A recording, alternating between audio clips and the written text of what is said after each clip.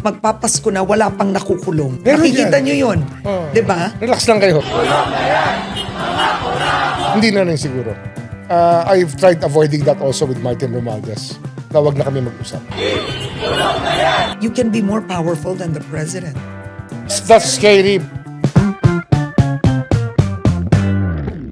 Magandang araw. For our one-on-one interview today, makakausap natin ang sinasabi ng ilan na very controversial figure dahil nakasalalay sa kanya ang hustisya, ang hinihingi ng taong hustisya pagdating sa korupsyon. Matindi ang responsibilidad ng taong ito.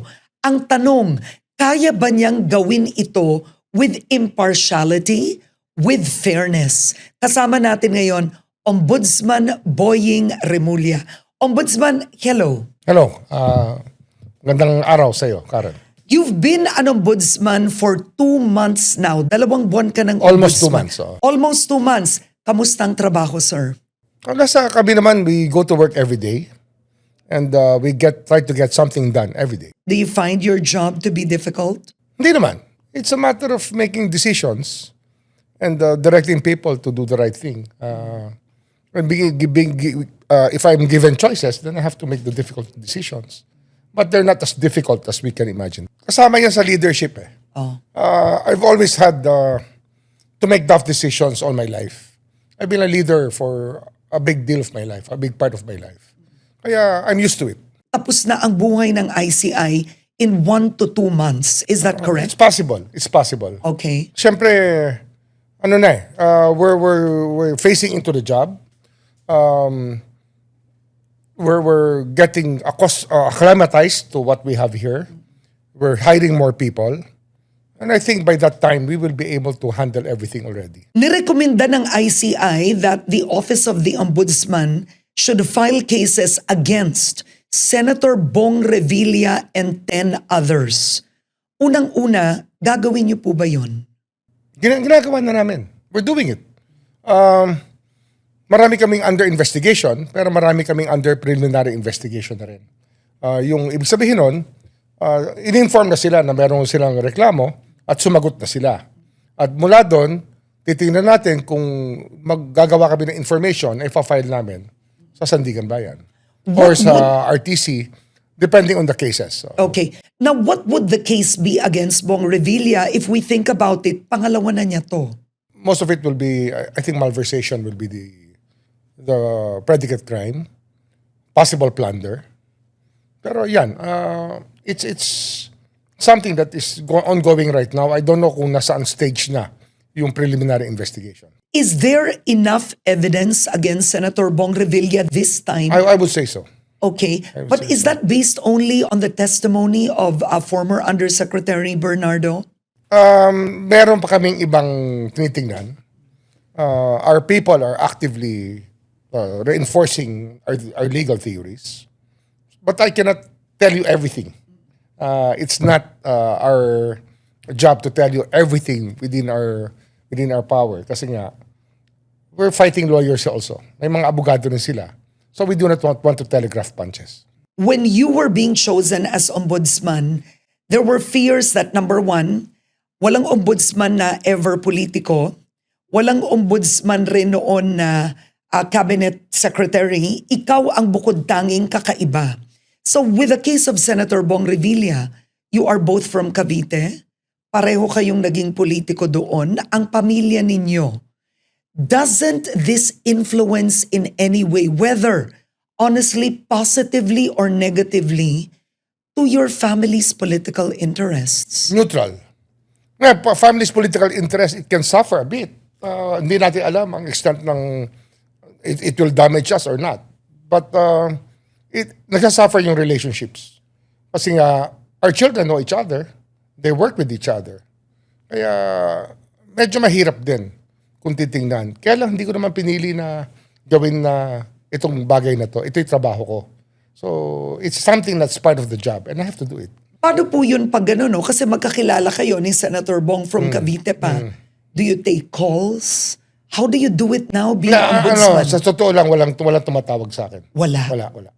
And would you take calls? Hindi na rin siguro. I've tried avoiding that also with Martin Romualdez, na wag na kami mag-usap. Kayo ni Martin Romualdez, you belong in the same fraternity. Yes. And he joined when I was the leader of the fraternity. That's very significant in our tradition. But this is life. It's real life and it's for the country. Ano yan eh, nasa hierarchy of values namin yan. Bansa muna. Country first. You mentioned former Speaker Martin Romualdez as having accountability Of course. and responsibility for actually keeping Zaldico as the Finance Appropriations Committee Chair. For choosing him, number For one. choosing him. Yes, yes. Tapos tatlong Keeping him. Keeping him. Oh. Oo. Pero binanggit... Sabi ko nga, at the very least, gross inexcusable negligence. At the very least, ang kanyang responsibility. He was negligent in not controlling Saldico's actions. I think that's very apparent. Or yung sinabi ni Ronnie Puno na hindi siya umuupo doon sa BICAM, small committee, kasalanan ba yun ng speaker? Di negligence yun, di ba? Kaya any which way, ano yan, iba-ibang klaseng responsibility yan. But negligence, but gross inexcusable negligence is criminal in nature already. Criminal na yan. Hindi na yan pwedeng isang tabi. Kasi nga, yung gross inexcusable negligence is something that's also criminal already in nature. Pero ano yan, that's only the alternative. But we're looking at other theories. And we're looking at certain conspiracy theories that happen. But ano lang yan, saka na natin i-flesh out yan. Kasi nga, maaga pa sa laro. Now let's talk about Zaldico and his videos. Do you believe them? Parang AI eh. Yung video, Kasi marami yung boses niya, parang masyadong hindi, parang ako lang, when I saw many parts of it, parang hindi ako masyadong at home sa mga ginagawa, sa mga sinasabi. but do Kasi, you believe... tsaka ang dami kasing cuts eh. Alam mo yan, para maging acceptable yan, dapat dyan, tuloy-tuloy. Dapat dyan, walang putol. Dapat dyan yung ganun talaga, yung talagang offhand sinasabi na walang censorship. Pero pag niredact mo yan, meron ka tinatago. Ano tinatago nila? Pero may mga binanggit si Zaldico. Pero maraming bagay doon na may factual basis. That we're taking the lead on that. Siyempre, Like what, for example? ano yan, alam mo dito, yung mga fact-finding teams, they're all aware of that.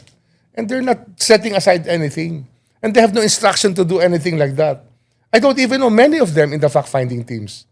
Pero I trust them with the job. This is an institution, Karen. It's not about me. It's about how the institution acts on this problem. But for example, binanggit ni Zaldico na tinawagan siya ni former Budget Secretary Nina Pangandaman, humihingi ang Pangulo ng 100 billion pesos worth of projects.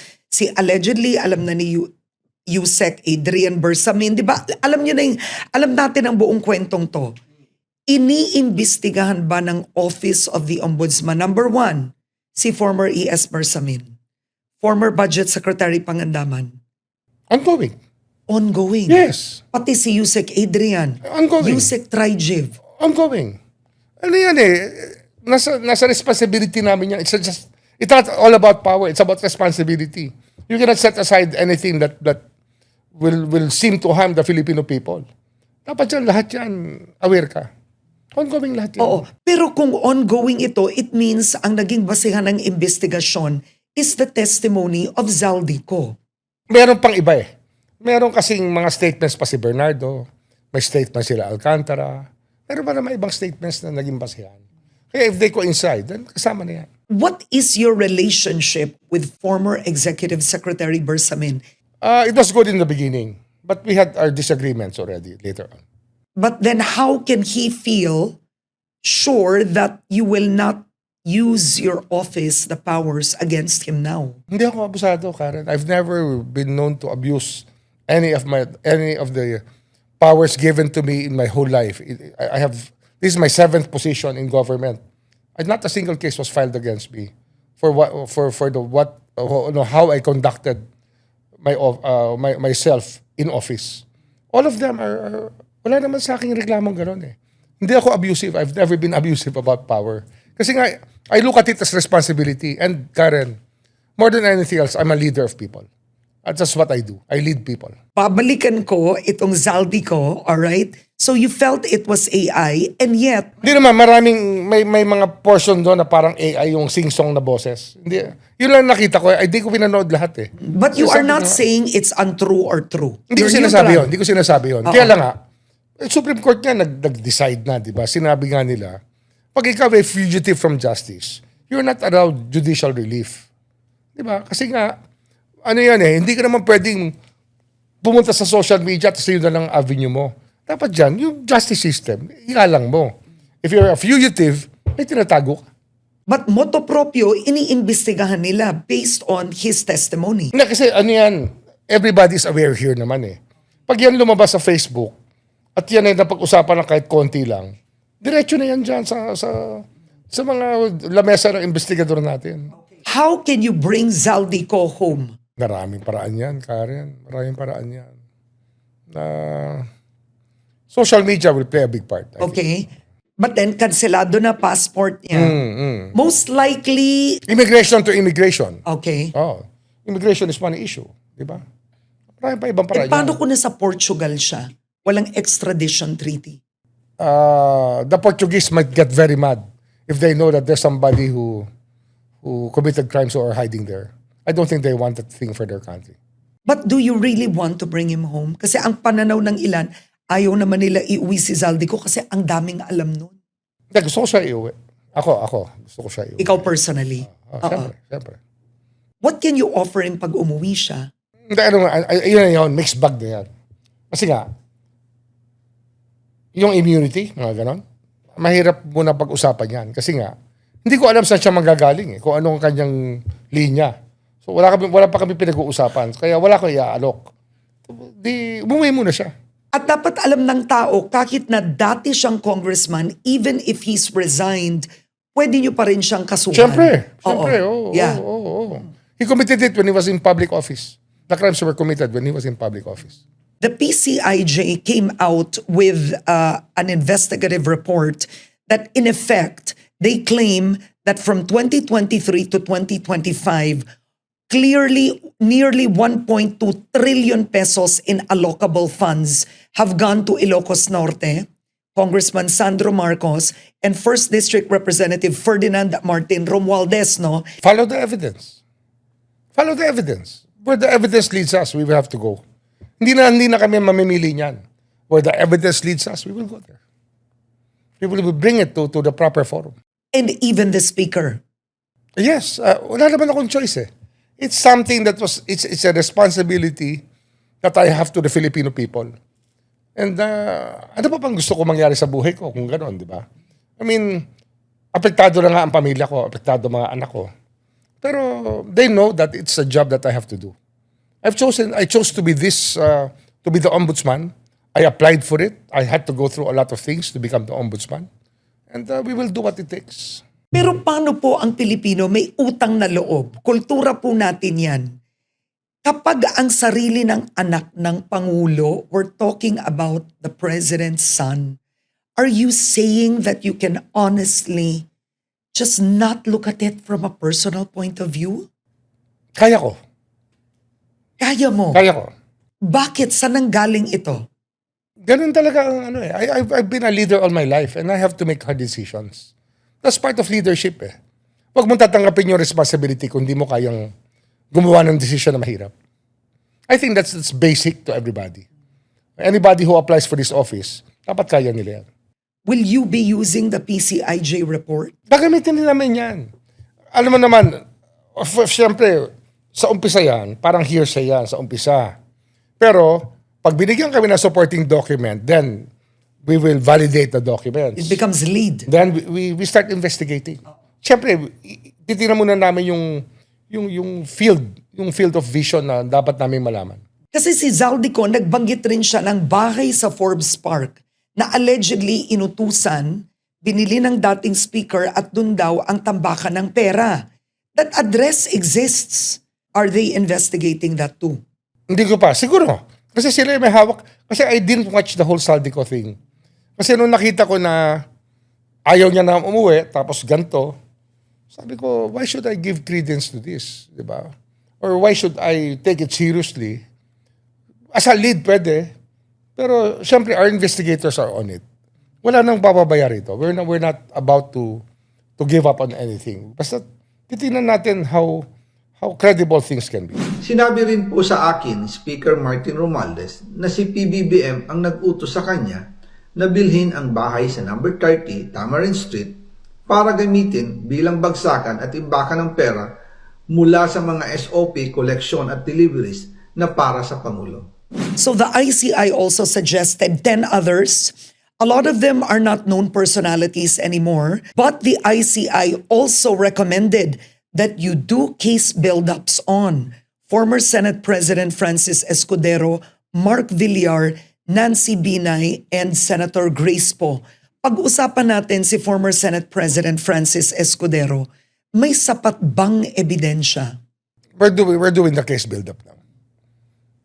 We're doing preliminary work. Lahat ng kailangan gawin, ginagawa. So, I'd rather stop there about this case. Pero may higit pa bang impormasyon maliban doon sa sinabi ni Bernardo na humihingi si Maynard Ngu na kaibigan niya? Every day may pumapasok sa amin na information. And I cannot speak about details. Kasi nga, it will prejudice our case. And it will not do any good. How do you assure that Ombudsman Remulla has no agenda? I have no agenda. I'll be 71 by the time I finish this term.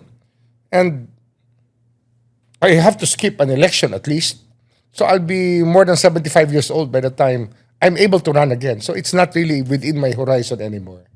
Hindi na. This is already the culmination of a good legal career that I've had all my life.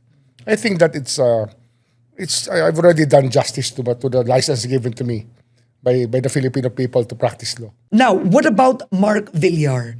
The Villars, sources tell me, have felt pinag-iinitan sila ng gobyernong ito. Hindi naman. Kaya lang, wala kasing, naging manhid na yung tao kasi sa mga issue ng corruption sa maraming tao. And meron naman mga tao, they do corruption with impunity. And nagkatagpo lahat yan. Nagkatagpo-tagpo, nagkatama-tama. Anong gagawin natin? Nandun naman yung ebidensya. No? Inaano naman niya, kinakalap yan. People are doing a case build-up. And it's all about the evidence, Karen. We will not invent anything here. Wala kami i-imbentohin dito. Everything will be about evidence. Hey, Mark Villar, no? I mean, he was formerly a DPWH secretary. Are you receiving evidence related to when he was the secretary of the DPWH? Meron din naman. Or as a legislator? Sabay-sabay yan eh. Karen, I have around 8 teams working right now. Throughout, maybe more than that. And I'll be organizing more teams when the year comes. I'm hiring 100 new lawyers. Not really new, but at least 2 to 3 year old experience. Pero ang mahalaga, may energy tsaka may idealism. Oo, at may budget kayo. Meron. May budget ng ombudsman. Hindi na puno ang plantilla namin kaya pwede kami mag-hire. Usually namin sa DBM yung mga details, pero we can hire people. What about Nancy Binay? Is there enough evidence with Nancy Binay?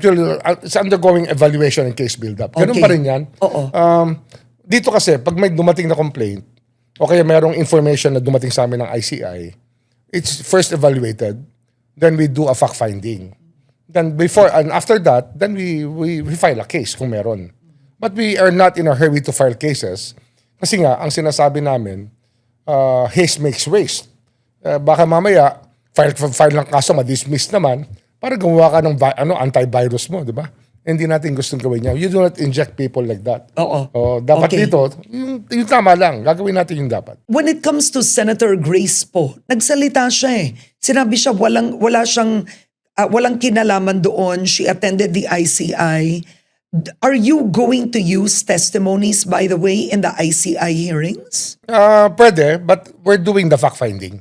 Kasi nga, all of this will rely on the evidence that we can present. We will not file a case basta wala kaming ebidensya. O kaya mahina ang ebidensya. We will try to do a case build-up every case that we file. Ayaw natin mag-aksaya ng oras ng tao. Tsaka, we do not want to overburden the court with very weak cases. Dapat dito talaga, hinog na hinog. Ang philosophy na sinasabi ko sa kanila, let's build up the case, let's do a prima facie standard, para pag tayo nag-file ng kaso, pwede natin i-continuous trial yan. Ready tayo lagi. I want you to set the record straight with former DPWH Undersecretary Bernardo. May mga kumakalat na number 1, bata mo raw siya. Number 2, Only met him in the Senate during the investigation. and may ibang nagtatanong, why is the government giving him so much credence when he has what they call a creeping affidavit? Pabago-bago daw ang affidavit. Ano yan? I delegated that already to the DOJ to actually vet him properly. Kasi nga, bago pa lang kami rito. And I trust the people there. May tiwala ako sa mga kumikilos dyan. The people who are there, who work with me, I trust them. Do you see how powerful you have become? I look at it more as a responsibility. Ang power kasi has leaves many impressions on people. But it's really how responsible I have to be about the powers given to my office. Pero personally, it doesn't change anything. I live the same way that basta ganito lang ang buhay ko. Every day is a new day, and every day we have to win. We have to make a victory every day. But then politicians, a lot of them are at the edge of their seats. Ang dami sa kanila siguro iniisip, grabe pag pinag-initan ako ng ombudsman. Because in the past, may mga ombudsman nakaupo ang kaso, delayed, alam mo yon, hindi really gumagalaw, kahit na motopropyo dapat ang investigasyon. Pero with you, medyo non-stop, ang dami sunod-sunod. Oo, ano yan eh. Karat, ang iniiwasan natin dito, na ma-weaponize ang opisina, it should never be that way. I don't want mud wrestling to happen, to make it a mud wrestling arena. Maraming politiko dito, sinusubukan nila mag-away, ginagamit ang ombudsman. That's not my cup of tea. Ang sa akin, pag meron silang violation of law at na-damage ang Filipino people, may damage sa taong bayan, talagang hahabulin namin yan. Kasi nga, ano po bang gagawin natin sa bansa natin kung di natin aayusin? Ang dami-dami nating problema bilang isang bansa. And it's about time we started changing our culture. Kasi nga, yung impunity of corruption has to stop. At the only way to stop it para magkaroon ng deterrent is to have people punished for it. But how do you not weaponize your position and the law? There's just so much power in this office right now. You can actually choose sinong kakasuhan, sino ang hindi kasuhan. You can choose to turn a blind eye also. That's power. Ano yan, pero very transparent ang proseso namin. I'm talking to everybody and I'm not evading any question. I think that's the best way to measure what we're doing with the power. We're not avoiding any question. You can ask us anything. We will answer it to the best of our knowledge and when it allows our disclosure of many things. Magpapasko na, wala pang nakukulong. Meron Nakikita yan. nyo yun. Di ba? Relax lang kayo. Meron ka bang i-aanunsyo? Hindi na natin i-anunsyo, mangyayari na lang yan. Makikita nyo na lang. Kasi nga, mahirap na magsalita. Basta intayin nyo lang, lalabas yan. Darating yan. Posible ba? Malalaman nyo kung may warrant of arrest sa mga tao. You will find out. So a warrant of arrest has been issued against Zaldico. Are you saying a warrant of arrest can be issued against senators this Christmas? Posible. That's possible. O baka next week. Sino po, Senator Bong Revilla? Yun ang low-hanging fruit. Tsaka matagal na yan na lumabas at matagal na iniimbestigahan yan. Senator Cheese Escudero, sir. Case build up pa yan. Case build up pa yun. Ano yan eh? You have to go with the evidence. Ganun mo yun. We have to be patient. It's all a process. And due process is so important. Bakit puro senador ang nababanggit? Bakit walang kongresista? Yung congressman, meron rin kaming team na humahawak yan. We're investigating the contractors. Siyempre, dyan ka magsisimula. Tsaka, di naman lahat ng batas na ipa-file mo 3019 eh. Meron kang batas na ipa-file dyan, civil forfeiture. ano yan yun ang mga mabibigat at mababagsik na batas na ginawa ng Kongreso para manghuli tayo ng mga taong tiwali. Nakita ko naman no sa social media, the supporters of Vice President Sara Duterte, merong clip doon, tinanong ka daw about Martin Salin, tapos sinagot mo ang investigasyon laban kay Sara. Let's talk about... Ano yun? That is not true. That's not I true. never said that. Oo. Never. So hindi totoo yun. AI lang siguro yun. Baka ginawa lang nila yun. But let's talk about the Duterte camp. Pwede nila isipin, pinag-iinitan kami dahil ang ombudsman inappoint ng Pangulo, or hindi pinapansin naman ng Duterte camp. Senator Bongo, in the Senate hearing, na-mention the company's ties with him. Yes, Right? And then yes. the Diskaya ties. Yes. Is the ombudsman also doing anything Under about investigation. that? We're doing a case build-up. Yeah, malalaman mo yan. I can show you some files later on, but I cannot reveal everything we cannot reveal that to the public. Kasi nga, we cannot telegraph our punches. So hindi ka namimili, pro-Marcos to, anti-Marcos to, Hindi, pro-Duterte hindi. to. Walang ganon. Wala. Ano nga to It's sala sa init, sala sa labig. Parang bibing ka. Init sa ilalim, init sa ibabaw. Ito itong posisyon na to, but it's okay. Kasi nga, ito, ngayon lang tayo nagkaroon ng ombudsman sa republika natin. Pampito lang ako. It's a very young institution. And the whole world is looking at yung accountability mechanism. Mahalaga yan sa buong mundo. So, it's par for the course. Pinili kong gawin ito, ba't ako tatalikod sa responsibilidad? Diba? You announced that you also want to reopen the Farmally case. Yes. Oo. We're doing it now. Ano ang nakikita nyo dun ngayon? Ano kasi, parang pinahina yung kaso. Hindi maganda yung kaso na final. So it was, it could have been an attempt at double jeopardy inoculation. Hindi pwede. We have to find the right case. Offhand. Kasi ano yan significant ang Farmally kasi pandemic yun Naghihingalo yung taong bayan, sabay nawawala yung pera na para pantulong sa taong bayan, di ba? That really started a whole wave of corruption.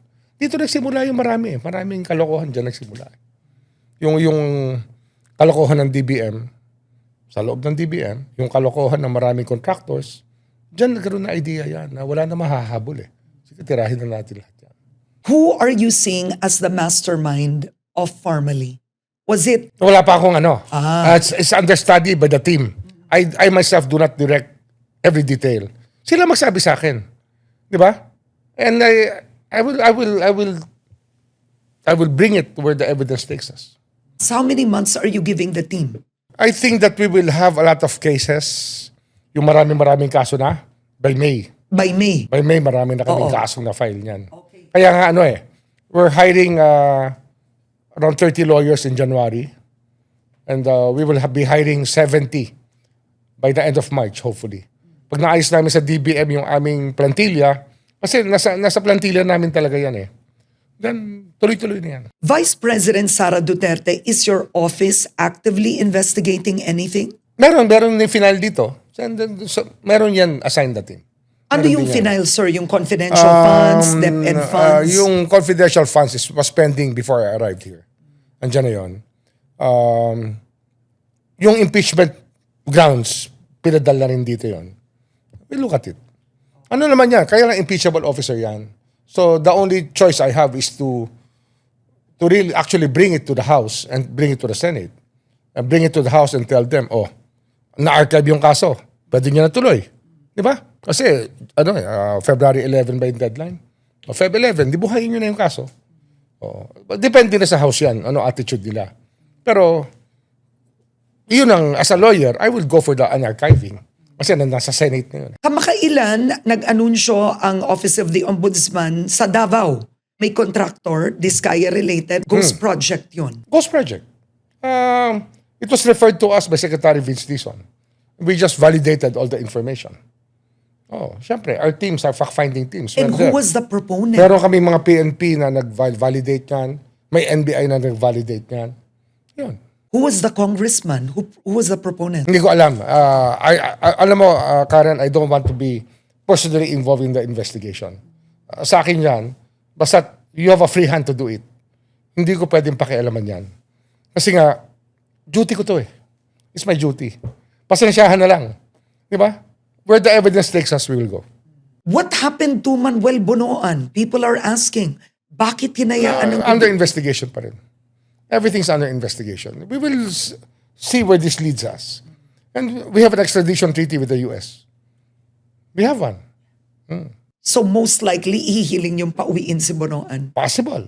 Tignan natin. Basta where the evidence takes us. Yes, the office of the Ombudsman has a lot of power, but you will also make a lot of enemies. Yes. How has your life changed? Well, I have more security now. That's one. I used to drive to Congress. 5 years ago, I was driving to Congress. Ako nagmamaneho ng sarili kong kotse. Tapos, I used to go home the last. Lagi akong mag-isa na lang pag-uwi. Sometimes I didn't have, basta madalas ako nga nagmamaneho pa eh. Oh. Tsaka wala akong backup. I like doing what I was doing. And that used to be a 2-hour drive. Sinatsaga ko yan. Ang mga anak mo, 2 of your sons are in politics now. Yes. May security naman sila. Oo. Yeah. How does it favor them? Isipin mo... It doesn't favor them at all. But it probably, in the end, what we just have here is respectability. That we are doing something for the country. They say all politics is local. But this is already where you separate the chaff from the grain. Ito na yung complete political turnaround eh. Kasi yung local politics naging national na, yung national naging local na. So tingnan natin saan tayo dadalhin. Ayan, maraming repercussions yan. We don't know if they're good or bad. Your 2 sons, Abeng and Ping, right, are now in politics.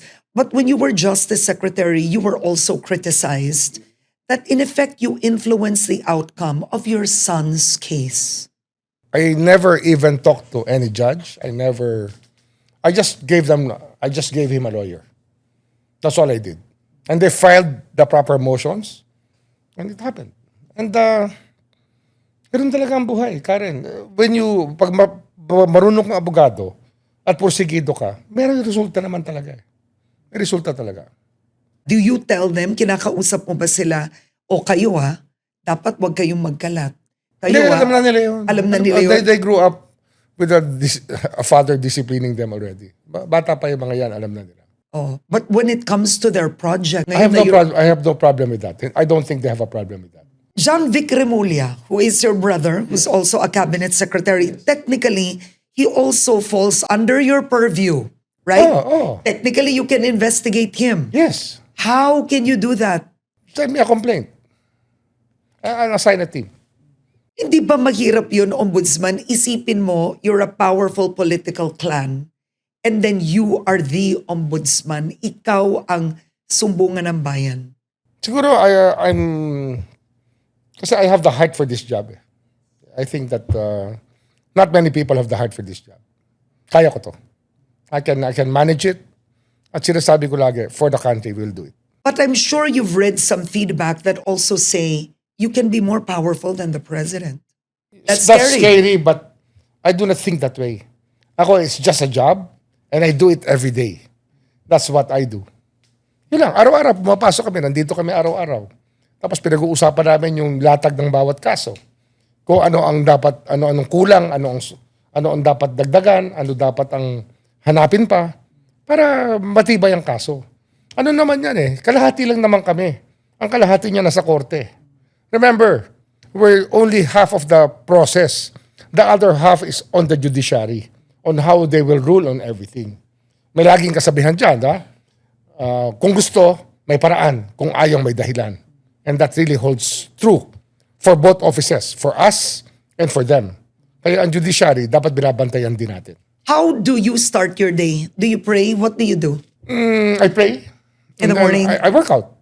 Okay. I work out. I have my coffee. Then I work out. I work out every day. Kasi I have to remind myself that I have to stay healthy.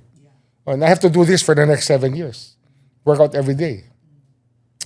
Sweat every day. Kailangan yan. Kailangan magpawis.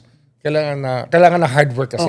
Now, Ombudsman, you had a heart bypass, diba? 5 Diba? 5 vessels. 5 vessels. And at one point, you were diagnosed with leukemia. Yes. Are you now cancer-free? Yes. Okay. Yes. I've been cancer-free for a year and a half, I think, or more than a year and a half.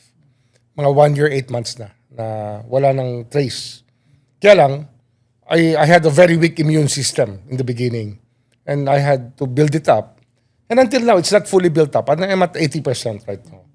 And I have to have my tests at least twice a year. This is like your second life. My nth life. Sabi nga ng iba, Boying 3.0 na yan, o Boying 2.0. I don't know anong number na, pero it's good to be alive, and it's good to be doing something for the country. Has that humbled you? Of course. Your mortality? Yes, of course. It humbles you. And the position, the power given to you humbles you. I think that's the most important thing. You have been labeled as dangerous if you were to be ombudsman. Senator Amy Marcos was one of those who spoke against you. And ang irony dito, kinasuhan ka niya. Kinasuhan ka niya because of the transfer of former President Duterte to the ICC. Kinasuhan ka niya pati ang NBI Director si Santiago. That case was dismissed. Pero may motion for reconsideration within the office of the Ombudsman. There's a prejudicial question in the Supreme Court. Oh, paano yun? Yes, nasa Supreme Court yan. Okay. The Supreme Court will be the one to tell us kung mali kami o hindi. So kumbaga, hindi mo napapakialaman yun kasi ang tanong ng ilan, paano magkaka-MR siya na ang ombudsman? Kaya nga, nasa Supreme Court na yan. And what happens if the Supreme Court doesn't decide on your favor? Ayan, that's speculative. Oo. I will leave it to the future. But you see how unusual. Oh, yes. Yes. But ano yan eh. Yung nga yung prejudicial question na mabigat di ba? That case was filed 9 months ago. 9 months ago or 8 months ago. And wala pa rin action ng Supreme Court. But so far, we've been normal about life. Wala namang I don't think that there's anything adverse to rule on. Now, when you... Sa legal basis yan, Karen. Tandaan natin, Republic Act 9851 contains provisions that actually change our legal system. Now, do you also feel pressure? Yes, you are 7 years in this office, but you are an impeachable officer. Oh yes, diba? yes. So 2 taon na lang ang gobyernong ito. Kung sino man ang mananalo, do you feel the pressure of having to play that politics na, ay, kung nanalo ang mga Duterte, paano yan? No, I don't feel that pressure. You don't feel that? No. Bakit? Wala. I took this job because I really want to do something for the country.